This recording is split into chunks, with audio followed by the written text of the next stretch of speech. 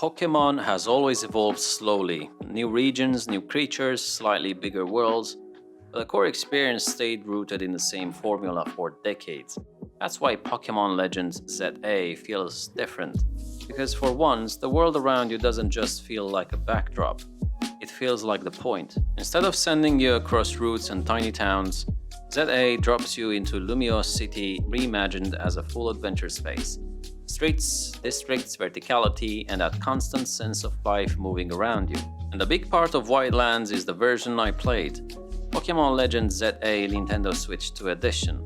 This edition is built around improved performance, higher frame rate and resolution, and that matters more than it sounds because a city-based Pokémon game lives or dies on smooth traversal, screen readability, and how quickly the game reacts when you're moving through dense spaces. The other major headline is that Mega Evolution is back, not as a nostalgia checkbox, but as a core piece of the identity and the tone in Lumiose, where Mega Evolution is treated as something powerful, dramatic, and a little dangerous when it shows up in the wild.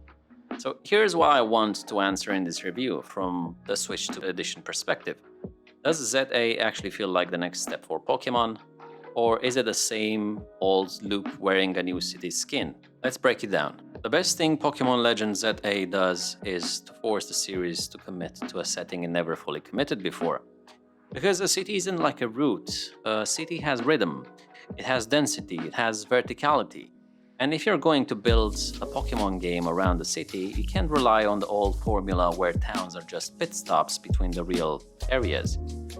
Here, Lumiose is the game, and that changes the tone immediately. Instead of the classic loop where you leave town, cross a route, enter another town, and repeat, ZA makes exploration feel like you're constantly threading through a living environment.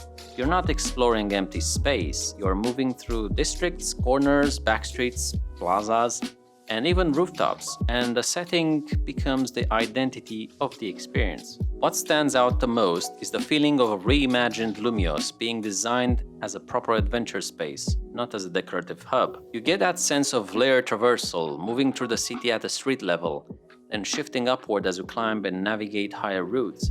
The city becomes a playground, not a menu. And this is where the Switch 2 Edition matters more than people think, because a city game depends on small things feeling smooth.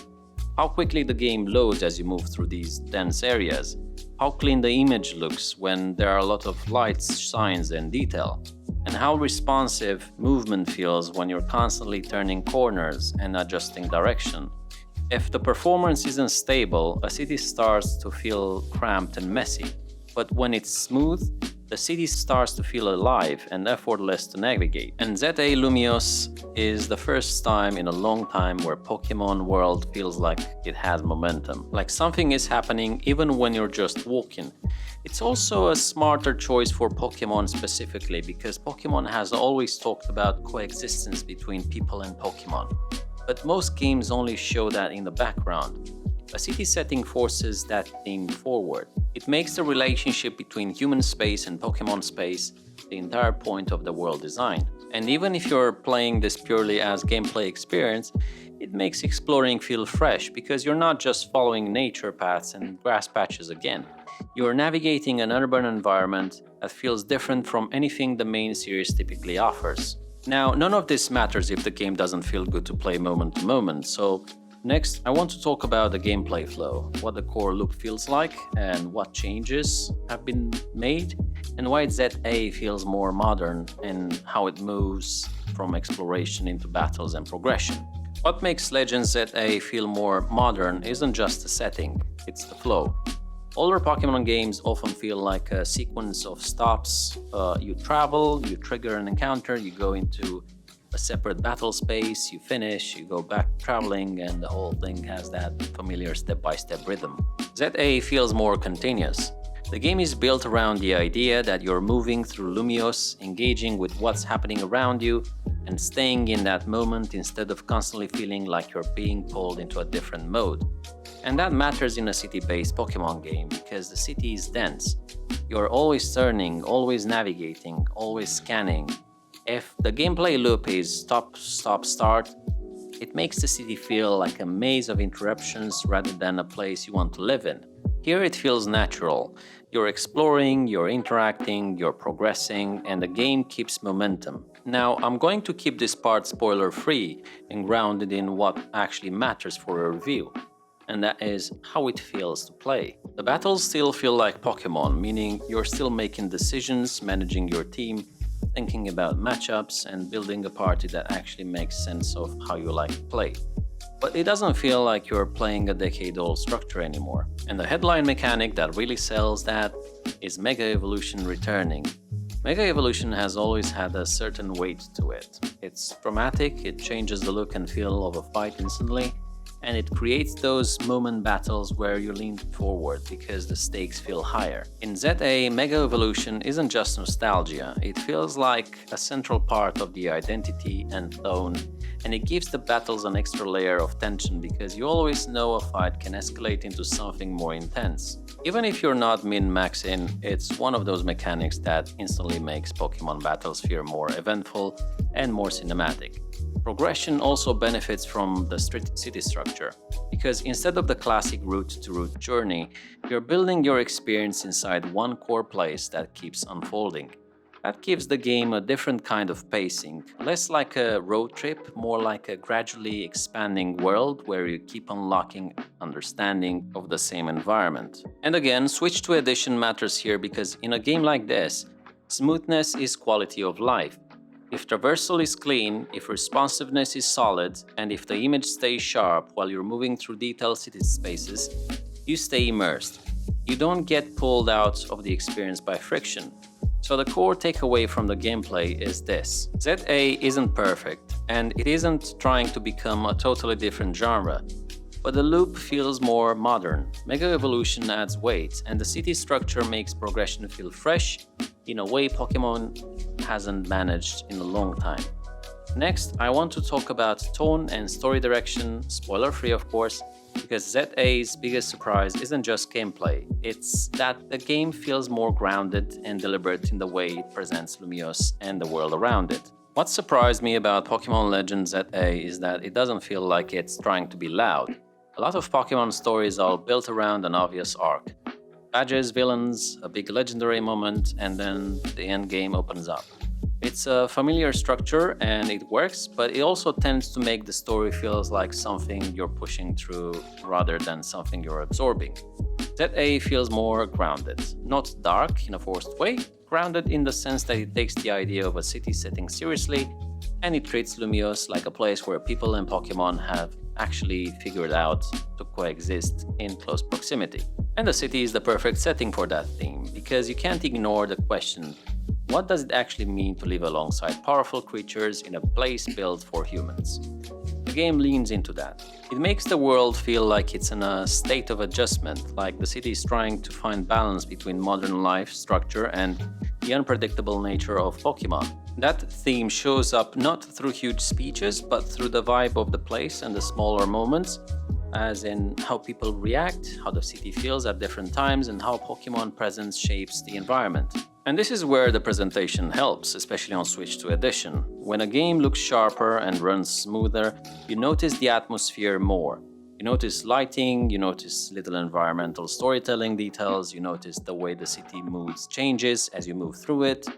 It's the kind of Pokémon experience that feels less like a simple journey across region, and more like a story about a single place evolving. And I think that's why ZA feels important for the franchise, because it doesn't feel like Pokémon repeating itself with a new coat of paint. It feels like Pokémon experimenting with a new identity, an identity built around immersion, setting, and tone. Now, it's not flawless, and I'm not going to pretend it is. So next, I want to be honest about what still feels rough and what the game doesn't fully nail.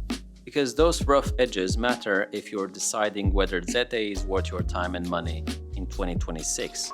Now, even though I like the direction ZA is moving Pokémon in, there are still rough edges, and if you've played enough Pokémon, you'll recognize the pattern. This is still a Game Freak game in the sense that not every piece of presentation feels perfectly polished all the time. The first rough edge is animation repetition. In a city with a lot going on, you're going to notice repeated movement cycles, repeated crowd behavior, repeated little background loops. It's not enough to ruin the experience, but it can reduce that living city illusion when you start seeing the same patterns again and again. The second rough edge is crowd and NPC behavior. Lumiose is more alive than most Pokémon cities have ever been. But there are still moments where NPCs feel like they're following obvious tracks or clustering in ways that remind you this is still a simulation, not a true open world crowd system. And then there's the reality that Pokémon games often have a certain level of awkwardness baked in. The little moments where things don't feel as smooth or as natural as they should. Again, not fatal, but noticeable if you're paying attention. The key thing is that these rough edges matter less in a traditional Pokémon structure because you're mostly moving through routes and towns quickly, but when the game is built around one dense city environment, those imperfections become more visible. Because you spend more time in the same spaces, you notice more. So I think the honest way to describe ZA is it's a landmark step forward in the structure and ambition, but it still carries some of the franchise's classic roughness in execution. And the reason I still recommend it is because the direction is strong enough that you feel the future potential of Pokémon through it. Now, with all that said, we are at a point where we need to answer the actual buying question. If you're looking at Pokémon Legends ZA in 2026, especially on Switch 2 edition, is it worth it? And who is it actually for? That's what I want to close on clearly with a clean verdict. If you want the clearest answer, here it is. The answer would be yes, and especially on Nintendo Switch 2 edition. Not because it's a flawless game, and not because it suddenly makes Pokémon perfect, but because it's one of the most confident steps forward the franchise has taken in years. The reason it works is the combination of the setting, the flow, and the performance. Lumiose City as the main setting is a smart, bold shift. It forces Pokémon to build a world with density, identity, and atmosphere instead of relying on a classic route-to-route journey. It makes exploration feel fresh, and it makes the theme of coexistence feel real rather than just a background flavor. The gameplay loop feels more modern in pacing and flow.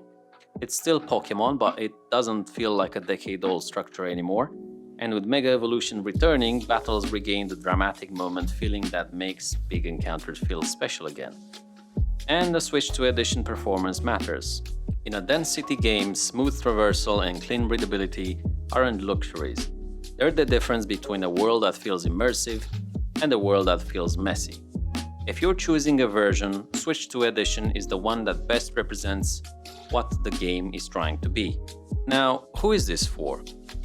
If you've been tired of Pokémon feeling stuck, ZA is for you. If you love the direction of Legend-style Pokémon and wanted the next step to feel more ambitious, ZA is again for you. If you care about atmosphere and setting, the feeling of living in a place rather than just passing through it, ZA is one of the rare Pokémon games that actually delivers that.